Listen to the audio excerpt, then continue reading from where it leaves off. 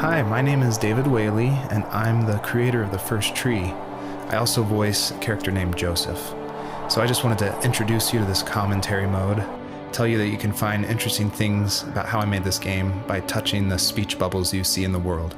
So I hope you enjoy it.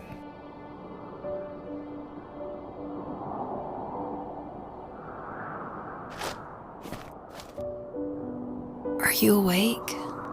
I thought I heard you get up. Yeah, I'm awake. Sorry, I just can't sleep. Are you thinking about him? Yeah, a bit. Usually get back to sleep, my love. I'm fine. No, it's okay. What else is on your mind? I don't know. It seems weird, but I had one of the most vivid dreams of my life.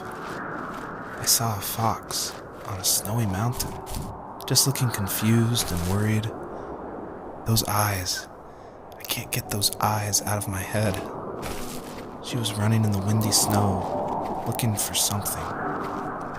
Do you think it has to do with you and what's been going on? I don't know. It was just a dream, Rachel. They're not meant to make sense. A lot's happened the past couple days, that's all. Well, if you're not going to sleep anyway, you should tell me. I want to hear.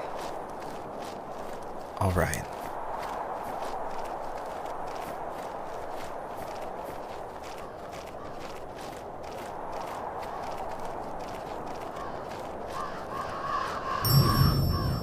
So it's usually at this point where people say something like, "This is not the kind of game I was expecting."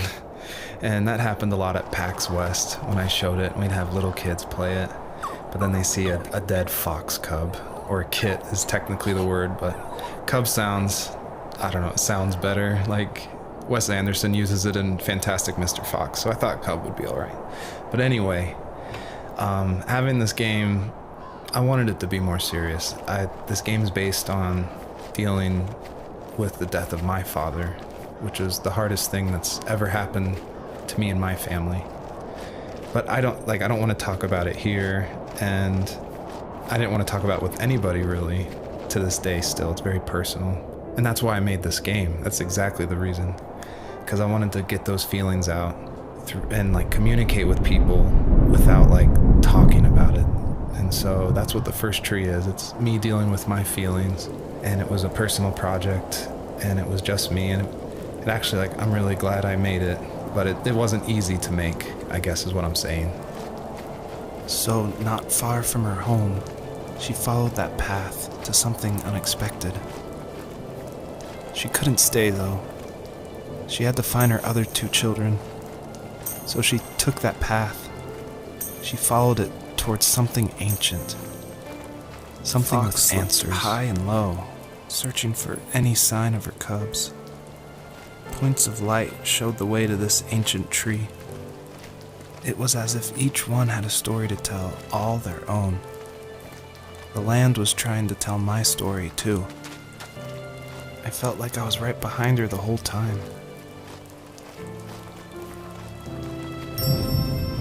The bunnies were added because my wife, Elise, who also voices Rachel in the game, who's also helped a ton to make the game, as we were playing, she just said the world felt kind of empty and not alive enough.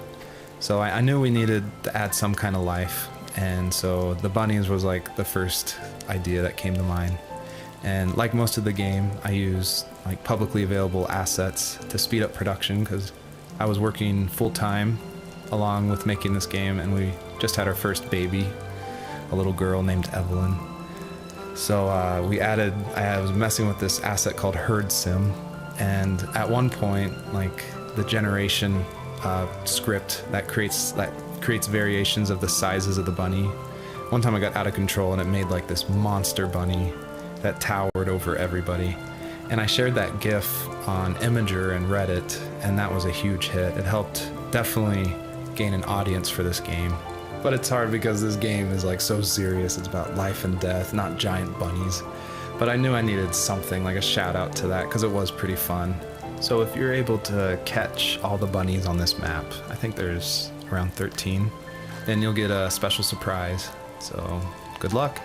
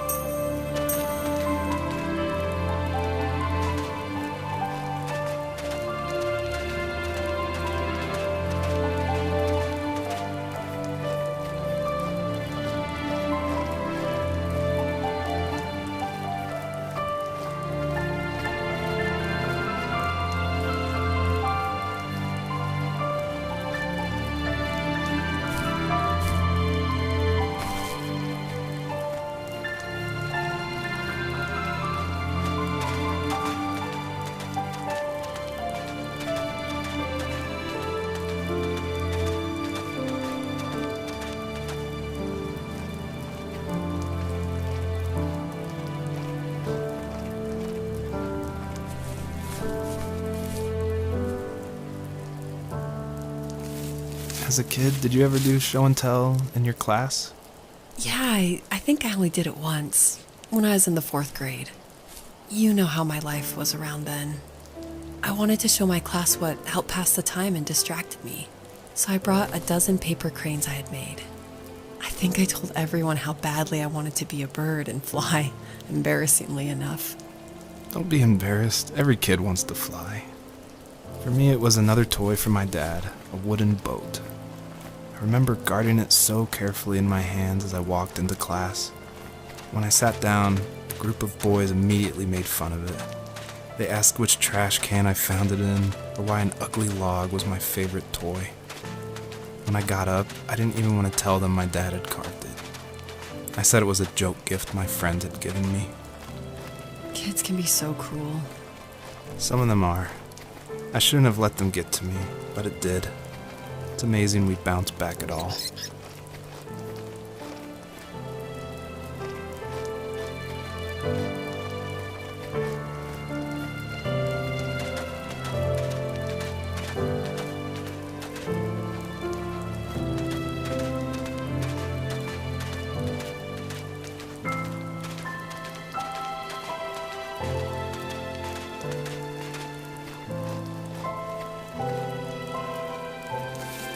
Do you remember what my dad did for a living? Wasn't he like a lumberjack? That's one way of putting it. If wood was a canvas, then a carving knife was his paintbrush. Even after working a 50-hour week, even after his hands were more splinters than skin, he would bring home the nicest piece of Alaskan weeping cedar and make me toys. That wooden train was the first toy I can remember, and I loved it. I just knew from a young age I was going to be a lumberjack, like my father.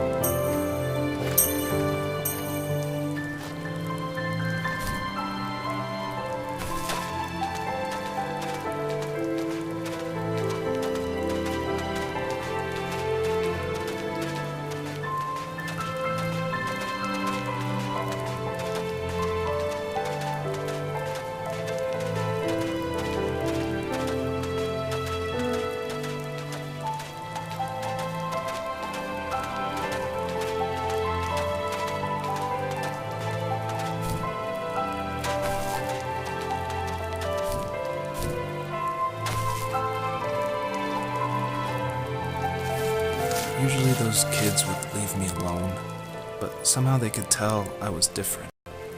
They made fun of how far away I lived. They called my dad a sourdough. I was a blabbermouth as a kid, telling my dad stories I made up for hours. But after that show and tell, I didn't tell him much anymore. He didn't know exactly what was wrong, but his best guess was that the toys he carved weren't cool enough. He carved me a tank and tried to tell me what it was like to be in a real tank as a serviceman. I didn't know your dad was in the military. Yeah, in the army. The sad thing is that I'd pretty much forgotten until just now. There's so much I still don't know about him. I'm sorry. He knows how much you love him. You're going to see him again soon and have some closure, I'm sure.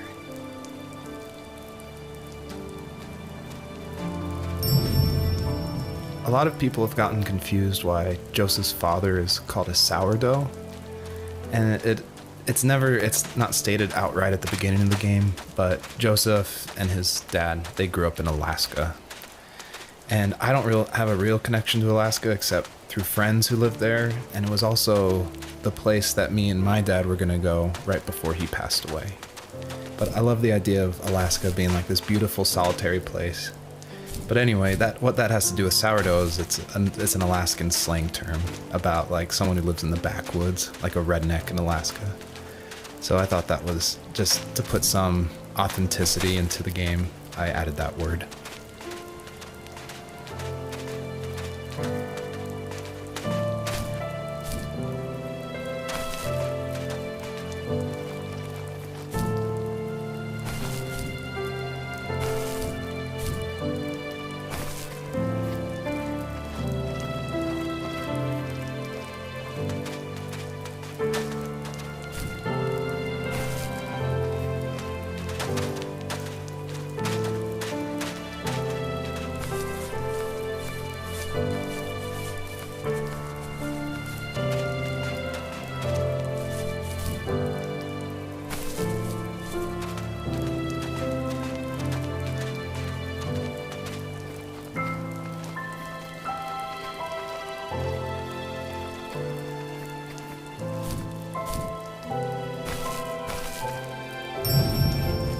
I feel like one of the main reasons people play small indie games is because they are so personal and intimate.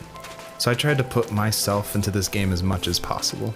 So almost all the vignettes or little stories you hear in this game, they come from my childhood, where I grew up in the middle of nowhere in Central Virginia in the United States.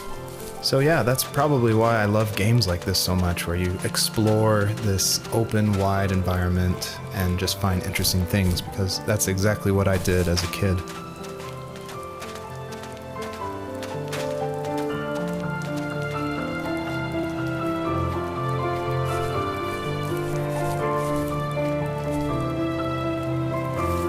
The older I got, the more I withdrew. I asked myself, why talk to anybody anyway? Why bother when I'm happy by myself? I started drawing a lot, mostly animals I saw in the woods by my home. I then imagined designing my own hideouts with things like TVs and pantries full of chips and cookies. I think that idea of leaving home and drawing blueprints started my career. I found a lot of solace in that. I'm not surprised, but I did the same thing, you know? There's something special about having a place to call your own. And now look at us. Well, if you count renting in an overpriced city. It's as close as we can get for now.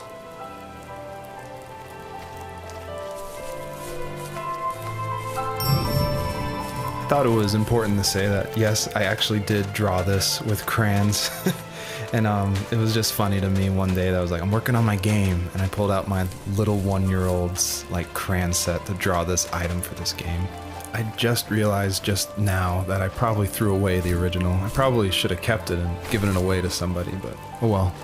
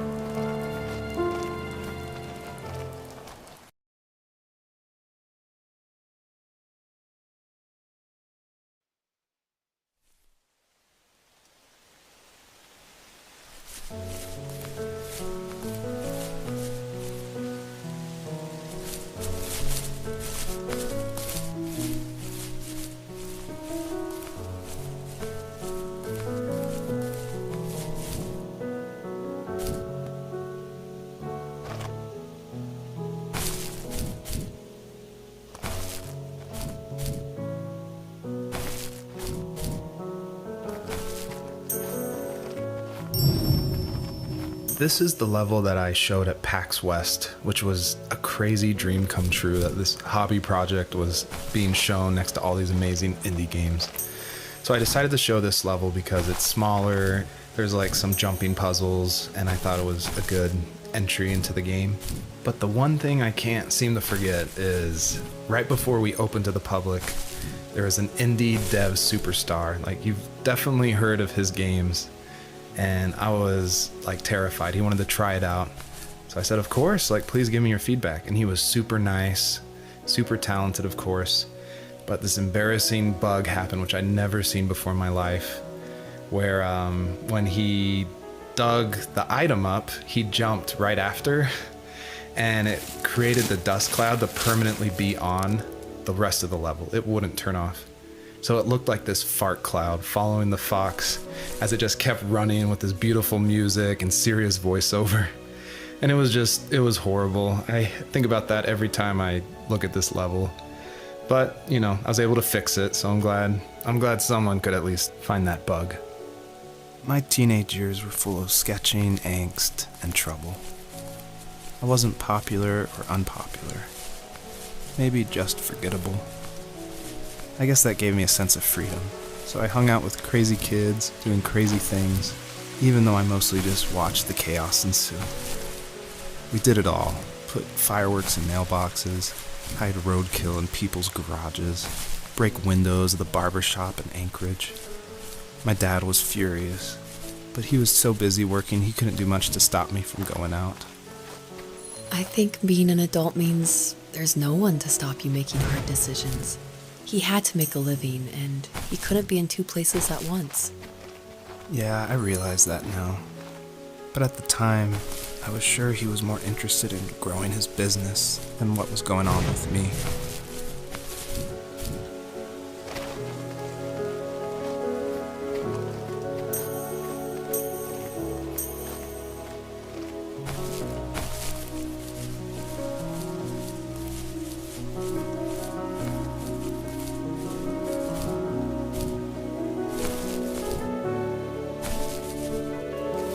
He was working another late night, and my friends were over, saying how bored they were and how they had come all the way out to my house for nothing. One of them mentioned how that old, ugly beyond belief truck was still in the garage, and how we should take it for a spin. I was only 15, so I kind of fought it for a while. The next thing I knew, we were careening around the mountain path, rocks spitting onto the sides of the cliff, while my dad's cringeworthy bluegrass blared out the speakers. I drove while my friends were in the back of that yellow and purple truck, throwing beer bottles and trash at anything remotely interesting. Felt like I was soaring in the air with borrowed wings. But all good things have endings. A cop outside of Eagle River pulled us over after he saw us in a bottle rocket into someone's yard. What followed was a long night of talking to disappointed adults and feeling smaller than ever. I always wanted this game to be very meditative and relaxing, but I know there's a balance between keeping the player's interest.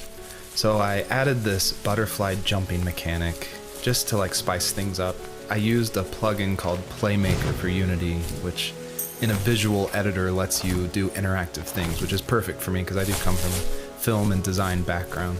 But on the flip side, I really wish I was good at code, because this jumping mechanic, the jumping mechanic in the whole game actually has frustrated a lot of players. But hopefully I've been able to fine tune it, so it should feel a lot better now. I would just hate that this meditative game would get frustrating, so I've definitely I've lowered the gravity, I've made the jumps more consistent, so hopefully the story.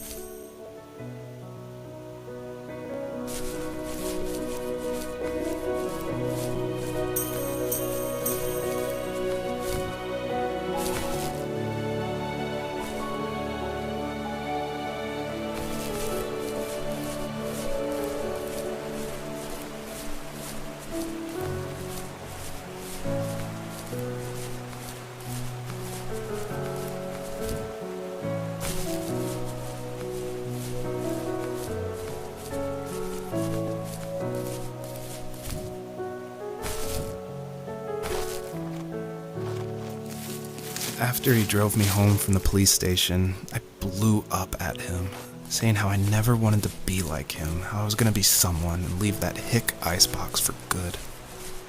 He just looked forward at the road with tired eyes. I took out that bluegrass tape from the cassette deck and chucked it out the window. In my sage teenage wisdom, I thought I had proved the ultimate point. But my dad had a different idea. He slammed the brakes, slowly bowed his head while gripping the steering wheel, and finally looked at me. All he said, like it was a polite request, was, "Make this right." I sat there in silence, fuming, but I eventually got out and combed every square inch of the woods, muttering profanity after profanity. I found it 30 minutes later, near a small waterfall off the road. I went back to the truck, put the wet tape back in, and sure enough it worked. We didn't speak another word to each other the rest of the night. Wow, I knew you were a crazy teenager, but... It's hard to believe, isn't it? It surprises me too. It's like I didn't really know who that kid was back then. I bet my dad thought the same thing over and over. It's almost like he was saying, "Make this right," to himself, more than to me.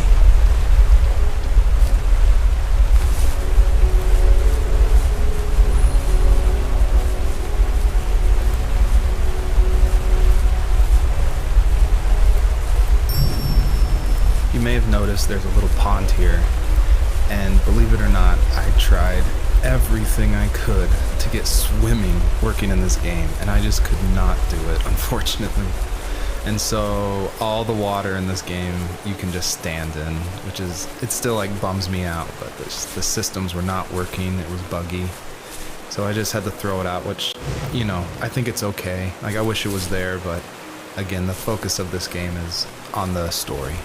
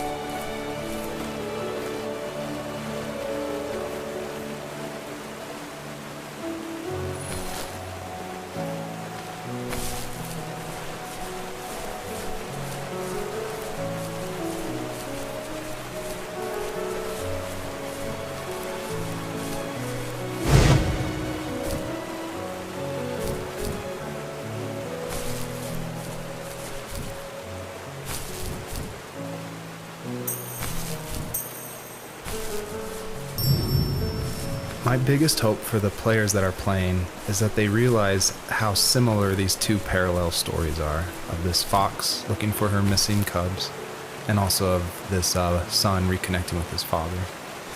And so I try to add little touches and voiceover and an environment to help draw those parallels, even if they seem totally dissimilar. A big example is the truck, for instance, that Joseph grew up with. It's purple and yellow like the butterflies for this fox. So I tried to add as many touches like that throughout the story as possible.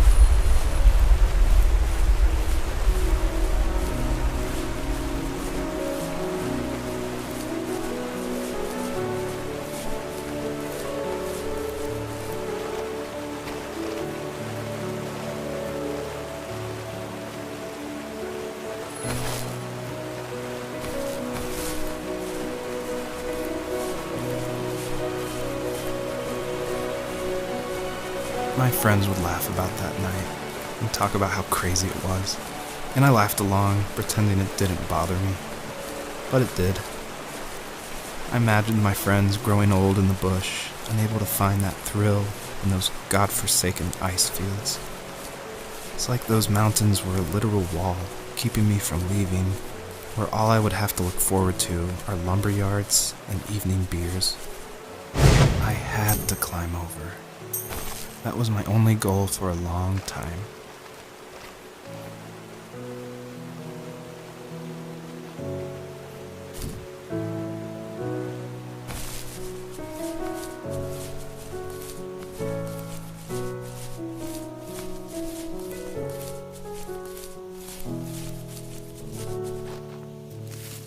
If there was some way I could take my love of drawing and turn it into a way of escape, nothing would make me happier. I wanted to create instead of tearing trees down. I wanted to move to the lower 48, not because I hated it there in Alaska, but I hated the idea of it. It's like all of that spite inside me had created this monster which followed me around my whole teenage years. I put so much energy into doing what others didn't expect of me. Why did I do that? There's one fact you're forgetting, though. If you didn't have that fire in you, we probably would have never met. You're absolutely right. Maybe the destination is all that matters in the end. But then why am I awake? Why am I seeing this fox go on her journey? And why can't I stop thinking about my dad?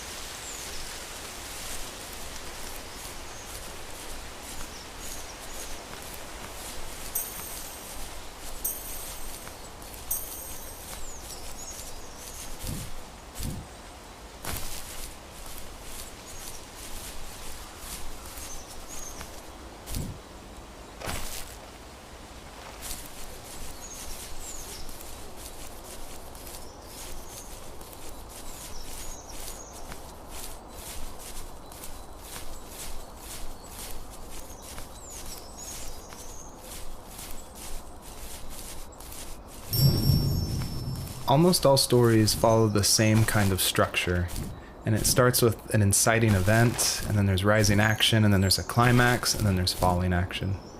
And it's actually really difficult to make an interesting story where you only hear these two people talking, and it's spoken through a dream that's already happened, and the most of the action is about this animal that isn't directly related to this couple at all. So I don't know what I was thinking, but my hope was that it would create some interesting things and connections that I didn't see before.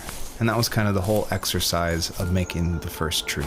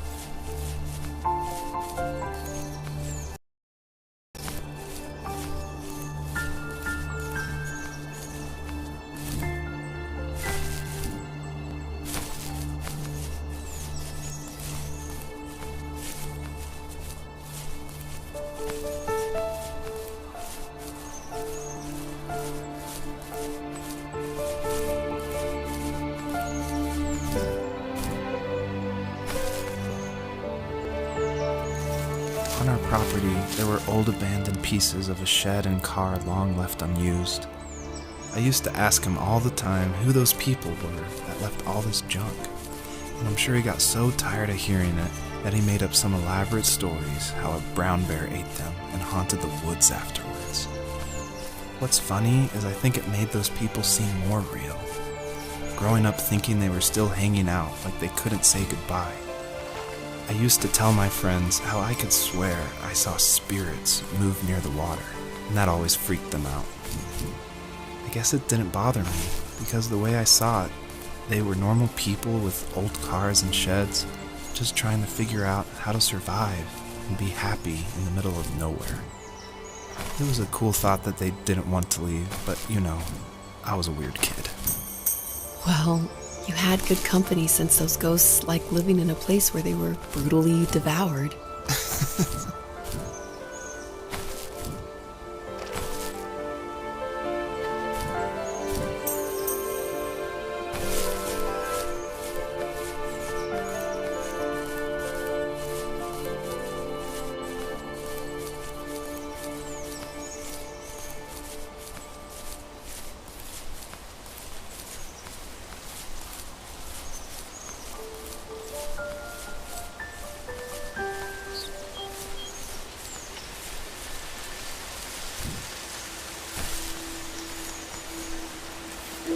Even at my most distant, at the times when I detested him the most, he kept reaching out.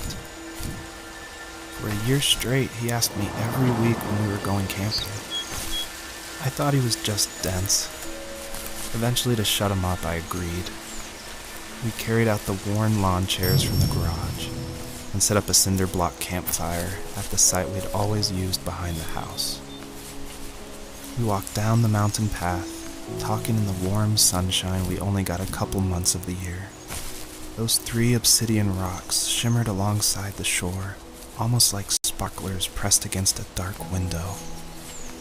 I'll never forget that wet stone on my feet, or how those massive mountains looked even bigger in the lake's reflection. I felt small, but grateful. As the sun set, my dad found something I hadn't seen for a long time. The tree where I'd made my first carving when I was 6. I hadn't even carved it. My dad had helped me, but I still called it my tree. Something about seeing my name there made me open up, and we talked about everything that night in that old camouflage tent. I told him how much I loved sketching and design, and how it would be a dream to study architecture in Seattle. I told him how I didn't get along with my friends much anymore, but that I didn't mind being alone. He told me he was there for me, and he joked that if all he had to do was write my name on a tree to finally get me to talk, he would have left me carved logs with novels on them in front of my room every morning. I don't know why it took me that long to realize it, but it was then I knew how much he had sacrificed for me. I don't think The First Tree could work at all without the music by Josh Kramer. And his music, it's actually publicly available to license, and so it was affordable for me since this was a hobby project. And it's something I like to tell new indie developers all the time, like, you can't afford that composer, you can't afford a full-time programmer. You need to cut corners and finish your game, and the way to do that is to use these amazing publicly available assets that anyone can purchase and license. And so his music is incredible, and I actually haven't talked to him that much, I've just emailed him. But his music was nominated for Most Emotional Music at the Emotional Game Awards in France, and he's just a really nice guy. And I think there's so much amazing content out there that if you're thinking of making a game, like, look around and see what you can make work on a tight budget, because it worked really well for The First Tree. I did want to do something a little different with this level. I wanted it to be more open world feel, and that there was something blocking your progress, so it did encourage people to look closely and see how to unlock this blocked way. And I do like just walking around this level and listening to the beautiful music by Josh Kramer. His work really sets the mood for the whole game. My dad built a lot of stuff in his free time. If he wasn't watching fly fishing or reading Tom Clancy novels, He was carving something. He made tons of birdhouses. Not that he was into bird watching, but I think he really missed working and adding on to the home. If he couldn't afford the time to build onto our own house, he would have to settle with watching birds move into their little homes. We kept an old mattress in the bed of that ugly yellow truck, so we would drive it deep into the woods and then watch the birds fly into their houses while the sun set. Usually it was accompanied by venison jerky or a cold Coke, but not a lot of talking, which is how we both liked it. Earlier I said I just love going through video games and exploring, like looking at every nook and cranny and just trying to find little details. And I think that started because in middle school and high school, I would make mods for my favorite games, namely Jedi Knight, Jedi Outcast, and Far Cry. And I loved like this huge world of mod makers who would make these levels, and it'd be like the most random creative things, and I would just love exploring, usually multiplayer levels by myself. So even though I went to college for film, before that, like before high school, I was making video games and mods, and it was my favorite thing in the world. I made a ton of different levels. I made an abandoned space hotel with a dance floor and cafeteria. I made a haunted campground with cabins and tents. I made this whole city with like the first ever day-night cycle with running showers and stuff in the hotel and the apartment buildings. And I just loved making those mods, and I think that carries over to my game, The First Tree, and also the one before that, Home is Where One Starts, which is it's exploration. You're just looking around and appreciating the details. We were happiest underneath the evergreens. We decided it was time to finally map out the hundreds of acres we lived on just to pass the time during the summer. He was only free in the evenings, so I would spend the day wasting time on dial-up internet and sketching, and then we would rush into the woods, pen and map in hand, before evening fell. Sometimes the aurora borealis would cast a cold green glow on the mountainside, and we would finish our route underneath a twilight sky. Sometimes I was lonely during those summer days, but there was comfort in the routine. A lot of teenagers aren't looking for the daily grind, though. There's nothing wrong with wanting to get out, to leave your childhood home. You wanted to progress, to make something of yourself. Yeah, you're right. That house. I'm sure it's the same as how I left it. But then why does it feel so different? I doubt you're the only adult to have looked back and asked that question.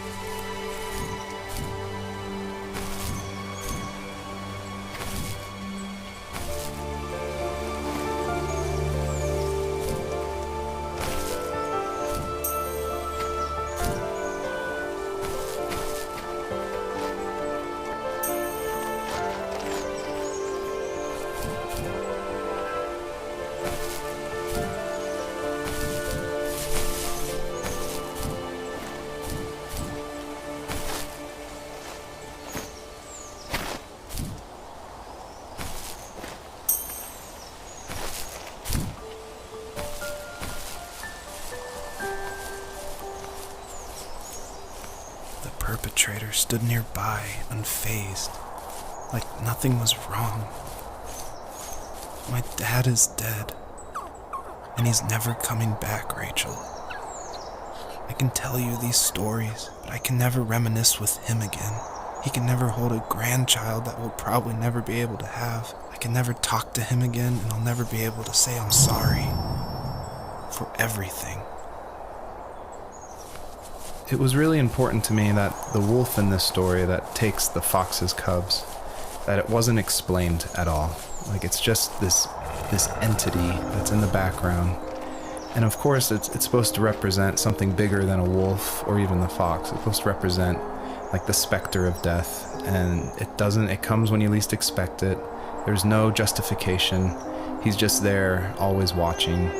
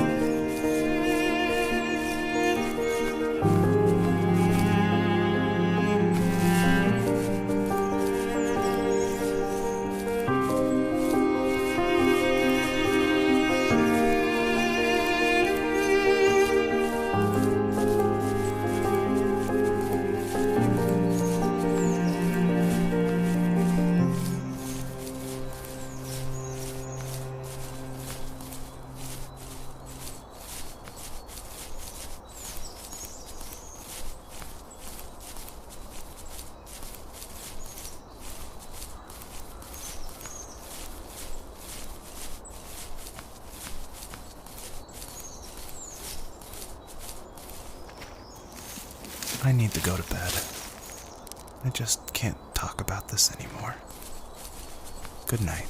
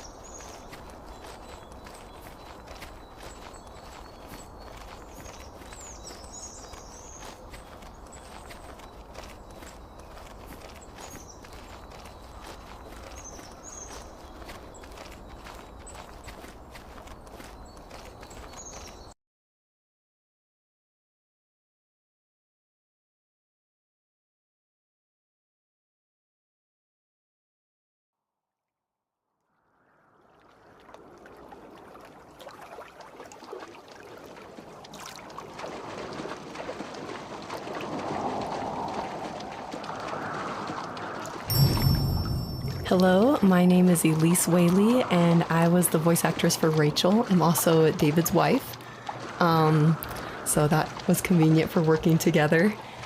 I was actually the voice actress for his first game, Home is Where One Starts, and I guess that I did a good enough job that David wanted me back, so I did the voice acting for this one as well. David definitely coached me through it because I'm pretty inexperienced when it comes to that.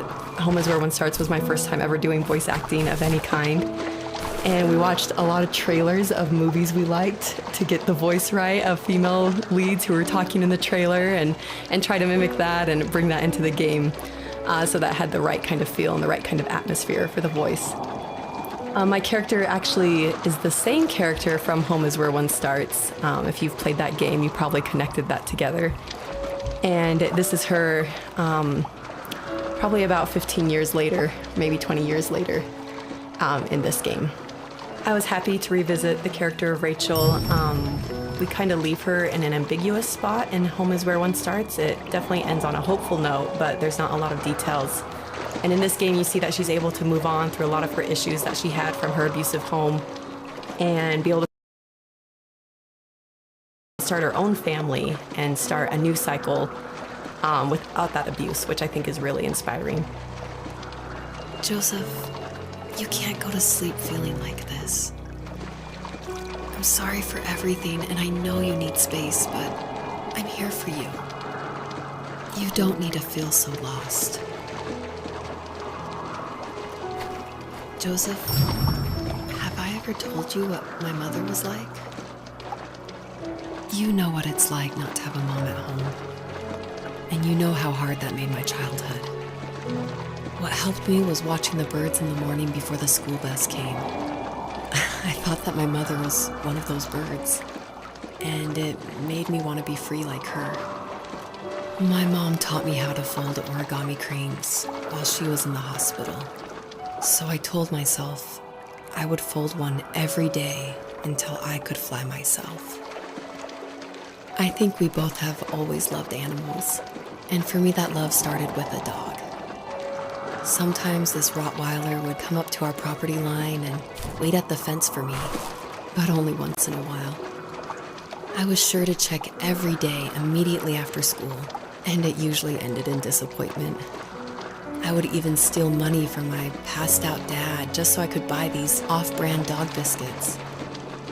Even when she did stop by, she never went beyond the fence. Why was she so scared?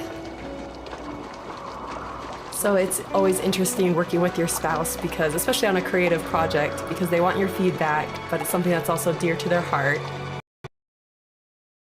I definitely don't want to hurt their feelings. So I was a little nervous when David asked me, he had finally finished writing the script, and he asked me to go over it and see what I thought. And I had minored in English. I majored in art, but I minored in English, so I felt like I had a little bit of experience. But I was definitely like a little scared because you don't want to be too harsh, but you also want to be honest. And it was the biggest relief when I read the script, and I was like, oh good, my husband's a good writer. I don't have to change that much about this, just a few like grammatical things. And that was just like the biggest relief for me because it can be a tricky balance working with your spouse and making sure that that honesty is there, but also that love and the support is there as well. I think my dad was the opposite of your dad in almost every way, except he was in the military as well. He coped with alcohol of every kind. The trailer started falling apart, he got angry, and I withdrew. More and more I became the weird, quiet kid who made lots of origami birds and carried dog biscuits around. I think we were pretty similar when it came to being the weird kids. And that same sincerity in college was one of the reasons I was so drawn to you. Life got worse and worse. And at one point, I really didn't think I could survive another day with my soul still intact. I had no real friends, let alone neighbors, since we lived in the middle of nowhere. I should have talked to my teacher, but I was scared what he would do if he found out. As I waited for the school bus one morning, I walked around until I found something in an abandoned shed. Something I can't put into words. So we're talking about home is where one starts a lot. So if you haven't played that game, maybe this doesn't make as much sense, or maybe this is a little plug that you should go play it. But in that game, it actually features one of my artworks. I work as an artist and paper cutting, actually. And David used one of my artworks as a graffitied stencil in Home is Where One Starts that's against the wall of this shack. And it actually shows up again in the first tree, just a fragment of it. The first tree, the title actually comes from one of my artworks that I made back in 2015, I want to say. And I made this artwork while I was pregnant with our first child. And it had a lot of meaning for me, and David actually helped me come up with the title. And he asked, because I was really struggling, I was like, I have no idea what to call this, and I always go to David for title ideas and to bounce ideas off of him, and that's like the only way I can ever come up with a title is by talking with him. So we were talking back and forth and looking at this artwork, and he said, well, what kind of like movies or shows were you watching while you're making the artwork? Because my work's pretty tedious, so sometimes I'll watch a show or do some Netflix binging while I'm creating it. And I was like, oh, I actually watched Tree of Life a ton. And then we're like, Tree of Life. And we started thinking more about that and then arrived at the first tree. So it started off as one of my artworks and then became a part of David's art, which I think is really cool that we were able to share that title. You have strength, Joseph, and you're not as alone as you think. It's all just so pointless. Just waiting for life to happen. It's like having the home I always wanted is cursed out of my reach. The thought of being a parent myself. How could I do that when I couldn't even be a good son? I'm sorry. I know what you're saying. I just don't know how things will work out. These quiet hours will turn into years. We'll wonder which roads passed us by. Then we'll forge a new road together. Besides, I discovered for myself that one fateful morning where any hopeful road leads.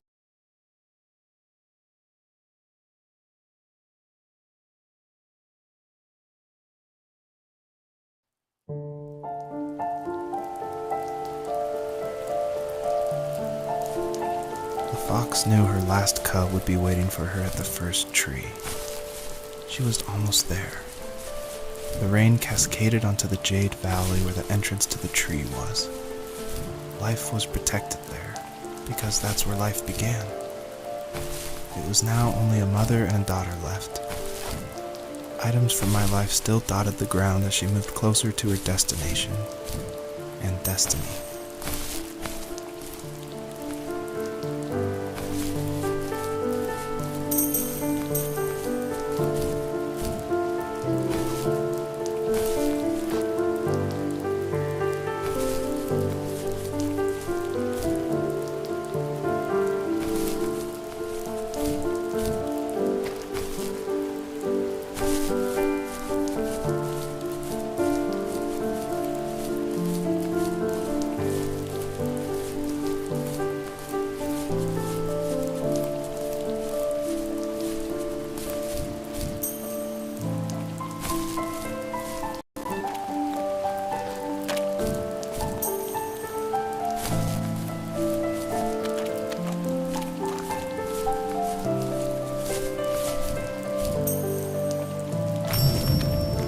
Usually what catches people's attention of the first tree is the visuals, of course. And I was inspired by a lot of people making these levels. The second level is inspired by just these beautiful autumn photos of a real forest. And this level, the Jade Valley, is inspired by the artwork of Heather Penn, who did the Overland games. I just love those greens with a lot of gray in it. I love the strong vignettes in the corners of the frame. And of course, this environment pack was made by the very talented Swedish designer Mikael Gustafsson. And of course, his initial designs inspired me, and I was able to build off of that. And I'm really grateful that he allowed his environment pack to be made publicly available.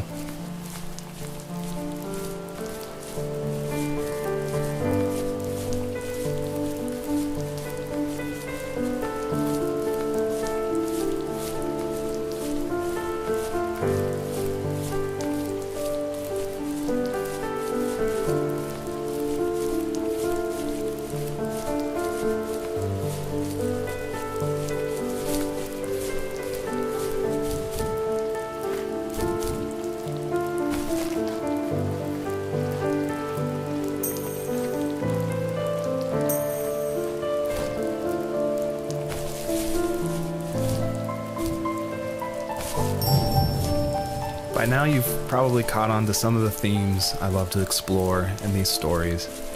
And the big one is of this tree, the first tree on Earth. And a lot of people have asked me, what does that mean? Why a tree?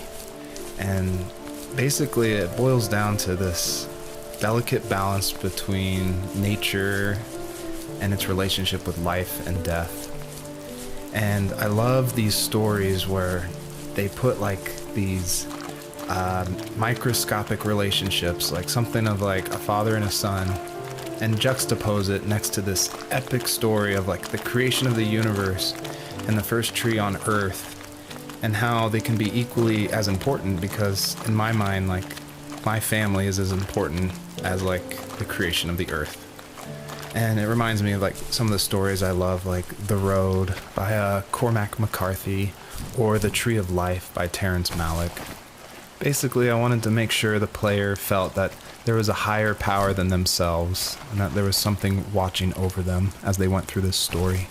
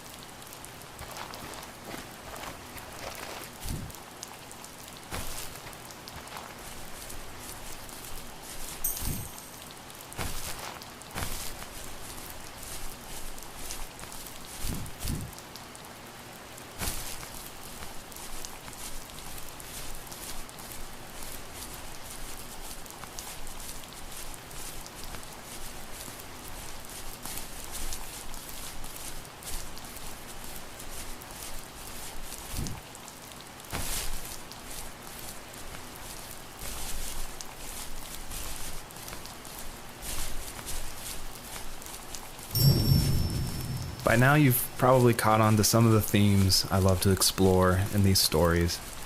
And the big one is of this tree, the first tree on Earth. And a lot of people have asked me, what does that mean? Why a tree? And basically it boils down to this delicate balance between nature and its relationship with life and death. And I love these stories where they put like these microscopic relationships, like something of like a father and a son, and juxtapose it next to this epic story of like the creation of the universe and the first tree on Earth, and how they can be equally as important, because in my mind, like, my family is as important as like the creation of the Earth. And it reminds me of like some of the stories I love, like The Road by Cormac McCarthy, or The Tree of Life by Terrence Malick. Basically, I wanted to make sure the player felt that there was a higher power than themselves, and that there was something watching over them as they went through this story.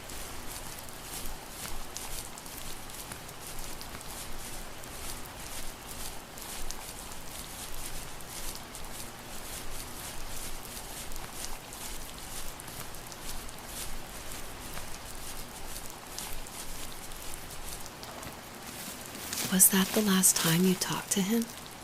No, I called on holidays, and he would call on my birthday. I guess we acted like nothing ever happened, which was stupid. I didn't want to ask about his lumberyard, and I'm sure he didn't want to ask about my job search. I never went back and visited. I think the last conversation we had was about what movies we had seen, and what exactly a best boy is in the credits. I thought he would be here so much longer.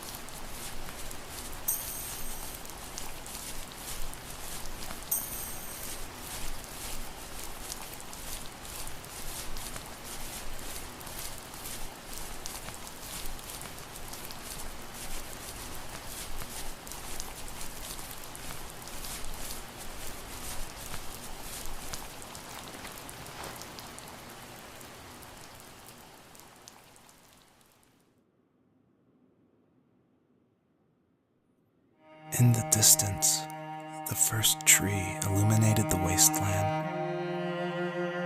She couldn't go home anymore.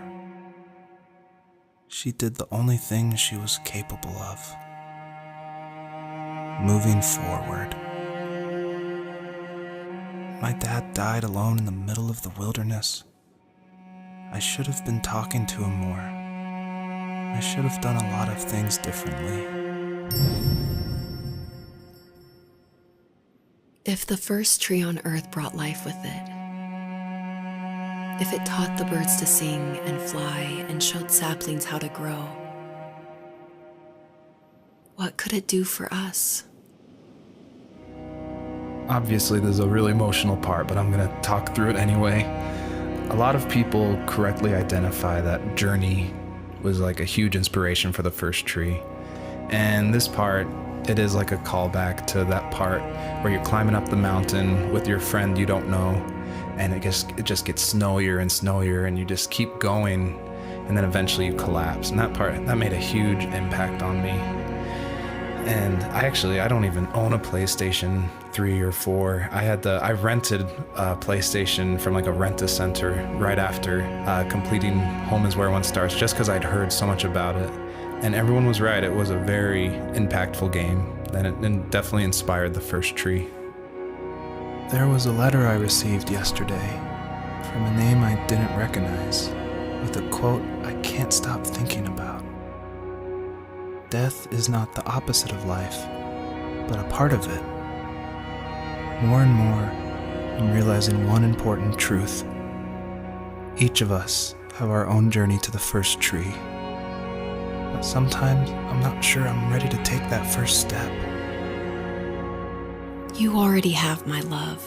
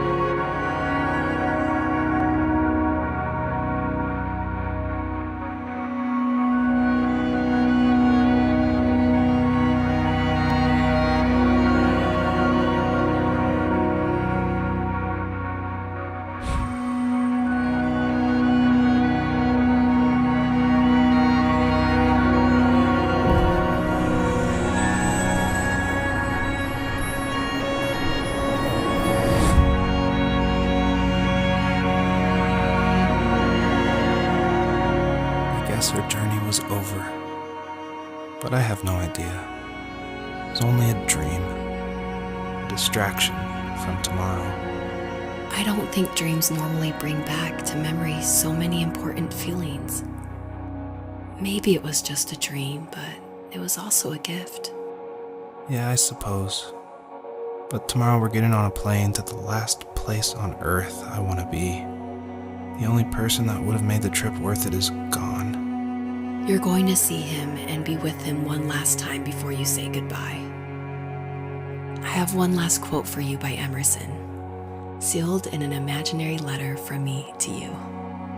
It is the secret of the world that all things subsist and do not die, but only retire a little from sight and afterward return again. Go to sleep, my love. We have a big day tomorrow, but I'll be there with you every step of the way. Thank you. Thanks for listening. Good night, Rachel. Good night, Joseph.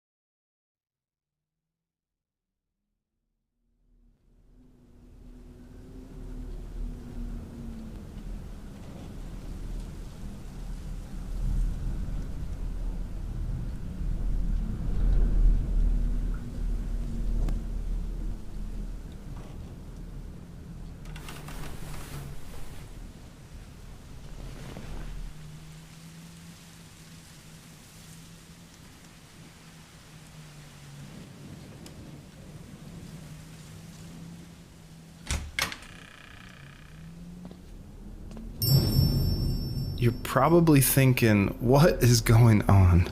And that was definitely my intention for this epilogue part of the first tree. This is my favorite part. This is the part I'm most proud of. And it definitely, it's supposed to evoke this, what is going on? Where am I? I was not expecting this. When I was marketing and blogging about making the game, I never showed anyone this part. I never told anyone. I never shared screenshots.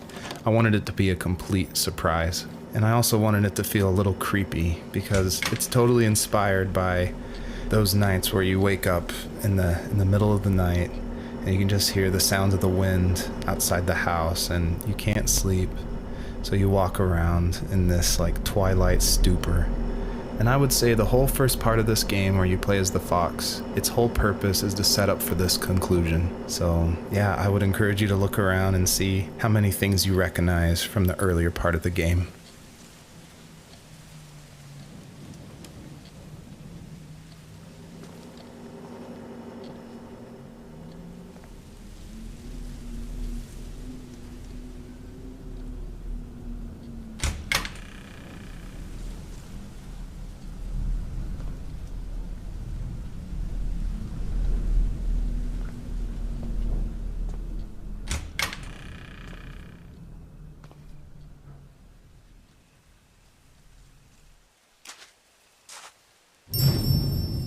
I tried hard to foreshadow this epilogue, just because I wanted it to be a surprise, but I didn't want it to feel too out of place that it would be humorous.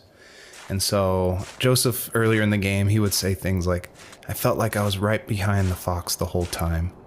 In my mind, the camera perspective acts as a metaphor for who the player is, what they're seeing, if the camera represents Joseph, or just like that video game trope of having the camera follow you. I guess the big question I wanted the player to ask themselves, is this a dream as well? And if so, does that even matter?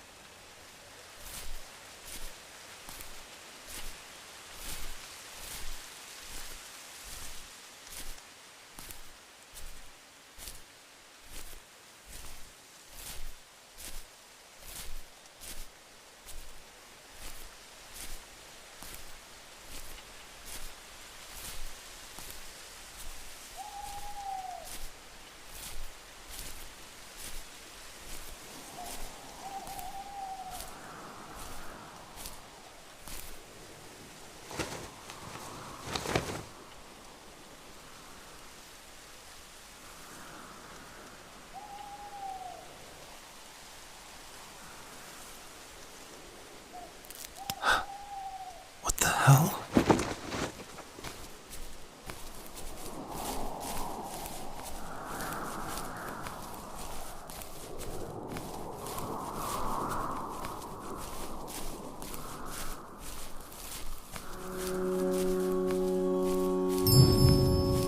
I purposefully fade out the crosshair in the middle of the screen because I wanted it to be a direct callback to the camera following the fox in the first levels of the first tree. I wanted it to go for that gut reaction that this was very familiar, yet totally in a different world.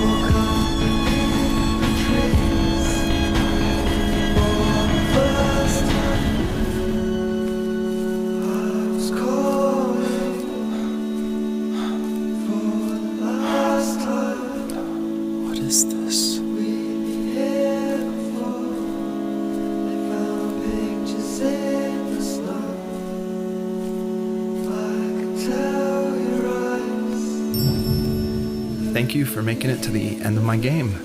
And I hope you enjoy the personalized message that is featured on the trunk of this tree.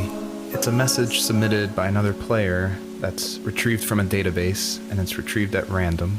And I did this because I wanted people, even if they feel alone through trials of death, that there is a community, an invisible community supporting each other. So thanks for playing.